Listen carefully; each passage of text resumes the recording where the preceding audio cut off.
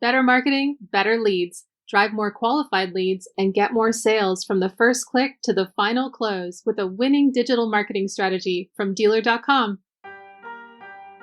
Welcome to Daily Drive for Monday, November 3rd, 2025. I'm Kellen Walker in Las Vegas. Today on the show, the latest updates on the Nexperia chip crisis.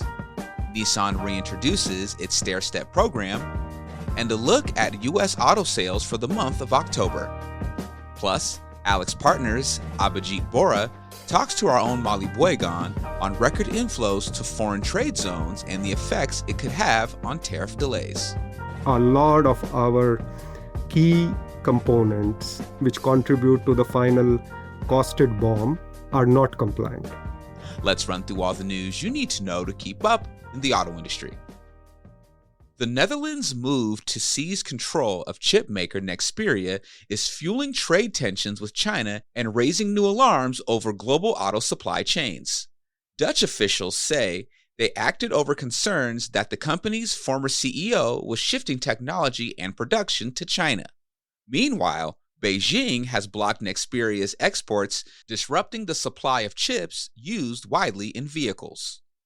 The dispute highlights how geopolitical frictions are again rippling through the auto industry, threatening to tighten semiconductor supplies just as automakers work to stabilize production. Nissan is under fire from its dealers again over a return to controversial stair-step sales bonuses. The automaker revamped its dealer program this summer, dropping most performance metrics in favor of straight volume targets. But 5 months in, many retailers say the new goals are, quote, unattainable, pushing them to cut prices and sacrifice profits just to earn bonuses of up to $1,200 per vehicle. The tension comes as Nissan pushes to grow U.S. retail share to 6%, part of an effort to revive profits and rebuild dealer trust. And finally, a look at U.S. auto sales for the month of October. Toyota's U.S. sales jumped 12% in October, led by strong demand for the Corolla, 4Runner, Tacoma, and Grand Highlander. Lexus and Toyota posted consecutive monthly gains, even as EV sales, the BZ4X and RZ, fell nearly 100%. Ford is up 1.5%, with pickups offsetting weaker utilities, while EV deliveries slipped sharply. Hyundai dipped 2.3% and Kia inched up slightly, both hit by the end of federal EV tax credits. Analysts say higher borrowing costs and supply chain pressures are weighing on the market. And those are today's headlines. You can find more details on all those stories at autonews.com. Now joining me to talk more about Nissan's revival of the stair-step incentive program is Urvash Kakaria, who covers automakers such as BMW, Mercedes-Benz, Nissan, and Volvo Cars, just to name a few, for us at Automotive News. Urvash, welcome back to Daily Drive. Thanks for having me back, Kel. So, Urvash, what are dealers' main issues with the new Nissan One sales program? Sure. Let's step back a little bit and sort of put this in context.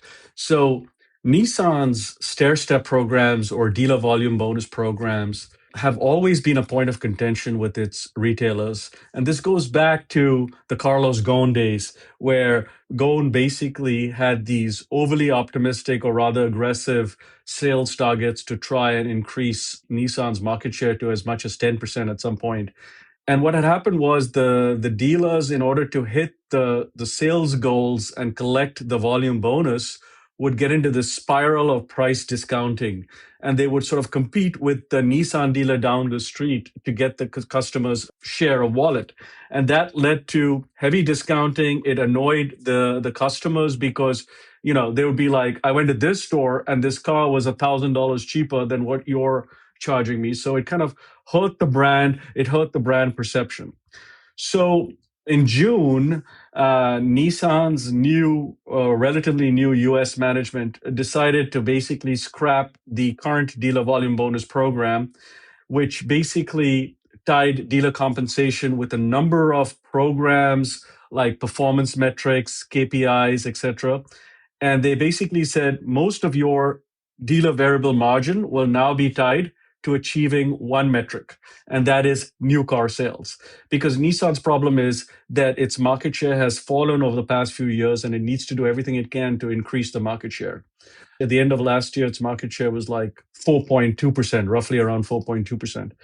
So the management basically said, we're going to tie your margin to sales volume targets. We're going to make them reasonable, and we're going to give you plenty of time so you can plan your businesses around it. 5 months later, some dealers are saying that Nissan has reneged on that commitment. Basically, they're saying that the volume targets are still extremely unattainable.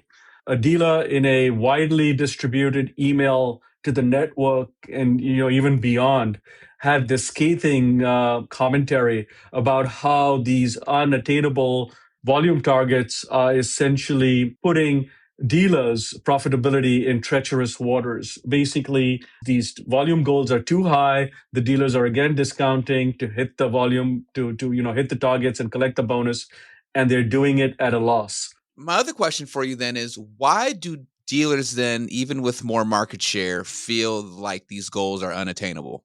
Yeah, so the dealer's fundamental issue is you can set these targets, but the product does not have the brand awareness to essentially generate enough demand to achieve these targets.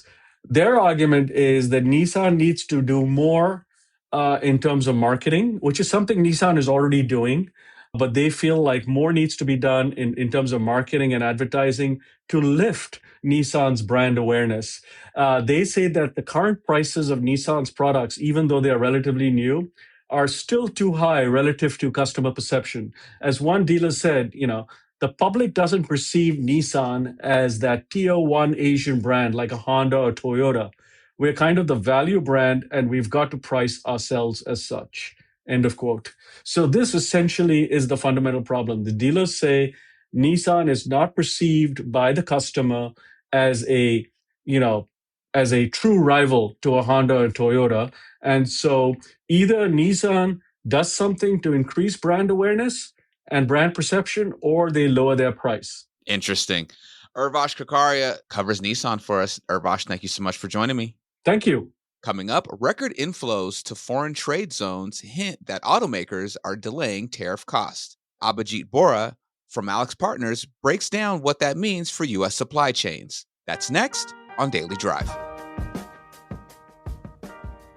Better solutions, better outcomes. As the premier digital marketing agency, OnlyDealer.com delivers connected solutions backed by Cox Automotive, helping you drive qualified leads and close deals faster. Better websites, better engagement. Our intuitive, data-driven websites personalize the shopping experience before the deal begins, using insights only Cox Automotive can provide. Better digital retailing, better deals. Activate across Dealer.com, AutoTrader, and KBB.com to create a seamless, personalized journey. Kelley Blue Book My Wallet lets shoppers enter budget info and see personalized payments. With Accelerate My Deal, that data flows into the retailing experience so buyers complete more steps online. Better personalization, better advertising. Our advertising solutions use real-time buying signals to deliver personalized experiences, boosting engagement with 2.9 times more VDP views, 2 times more site visits, and 2.4 times more leads. Stand out from your competition with a custom-built digital marketing strategy, better search visibility, and local reach. Dealer.com by Cox Automotive. Drive more leads, close deals faster. Welcome back to Daily Drive. I'm Kellen Walker. Automakers are facing a subtler challenge, delaying tariffs through record inflows to foreign trade zones and bonded warehouses. At the same time, data shows many imported vehicles report only minimal U.S.-made content. Ahbijit Boora is a director at Alix Partners. He spoke with our own Molly Boygon on the Automotive News Shift podcast about how companies may need to strengthen domestic supply chains and document sourcing. A small misstep could trigger major tariff cost. Here's a piece of their conversation.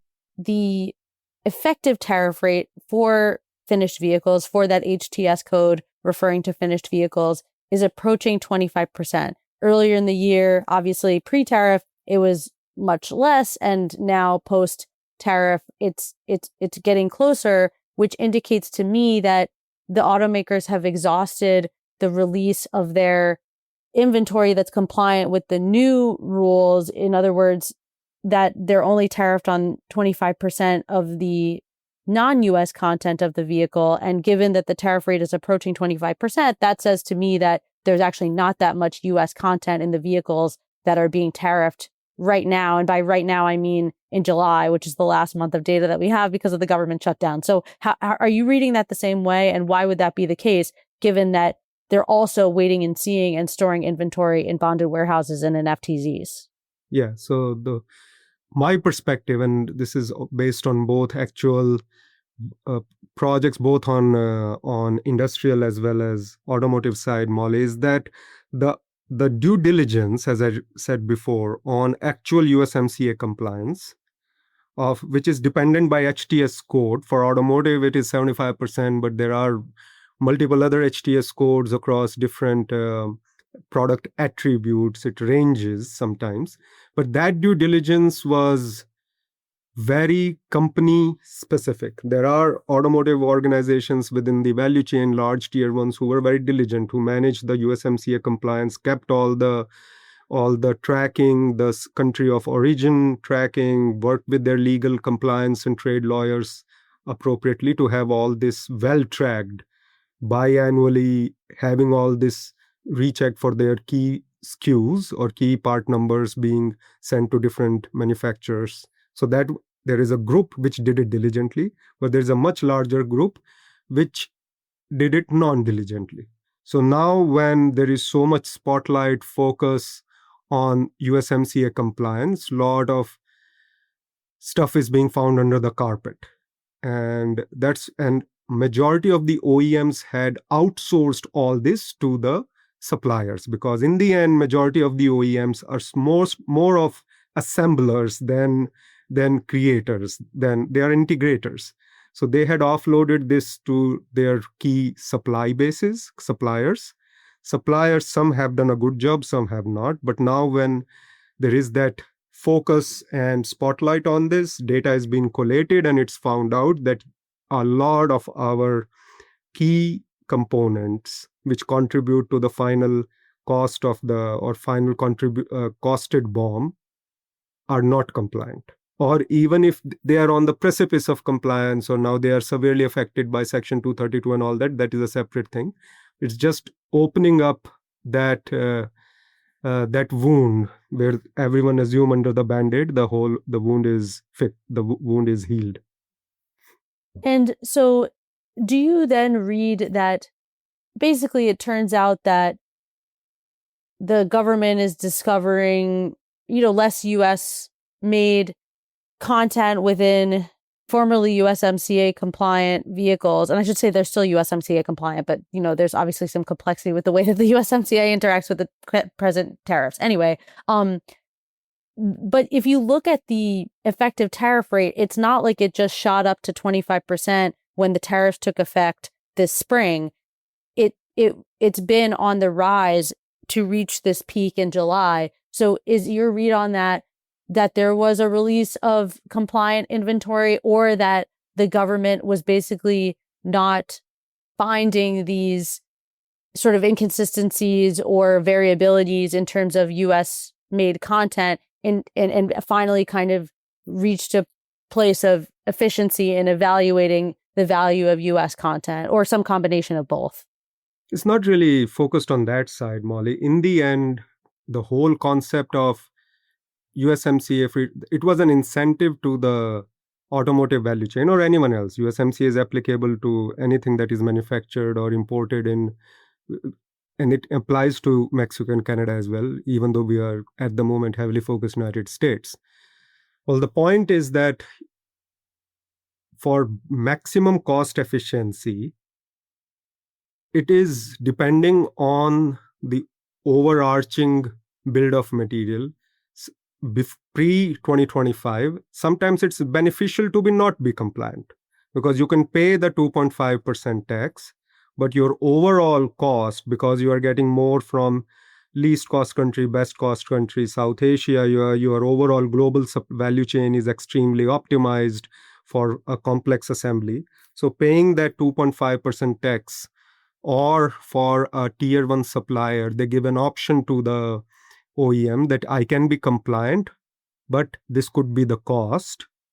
And if you want more cost optimization from our side, manufacturing more or bringing more raw material or finished goods material from some other region in the world, in the end, is more cost efficient. In the end, it's from both selling price, from tax purposes. So you play around with all these three levers. This year, it has become extremely critical because of this 25% burden, which is extremely financially challenging, that everyone is evaluating everything across their supply chain. So I absolutely do not think there are any surprises in the fact that a lot of material is being found to be not compliant. It's publicly being shared now because the suppliers are telling the OEMs, we can't absorb this. We built this value chain because you guys pushed us for cost efficiency, not USMCA compliance efficiency, cost efficiency. Now OEMs are saying, well, again, it's like, who shares the burden, who takes the most burden? Is it the OEM, the tier 1, tier 2, or is it the consumer? Ahbijit Boora is a director at Alix Partners. He spoke with our own Molly Boygan on the Automotive News Shift podcast, available now wherever you get your podcasts. That's Daily Drive for today. I'm Kellen Walker. Thanks to Automotive News executive producer Jake Neer, as well as our own Urvash Kakaria for his reporting for today's podcast. You can get the latest news on U.S. auto sales, the Nexperia chip crisis, and everything happening in the auto industry at autonews.com. Come back tomorrow for an interview with F&I Sentinel CEO Stephen McDaniel. The company really started on the origination side of the house for the lenders, and then we quickly saw a need to assist on the cancellation side. Yeah. And so that was the reason we made the decision to acquire Express Recoveries from Cox. We'd love to hear from you. Let us know what you think of the show on the topics we covered today. Send us an email at dailydrive@autonews.com or leave us a voicemail at 313-444-2774. And if you enjoy the podcast, remember to like, leave a review, and subscribe so you never miss an episode.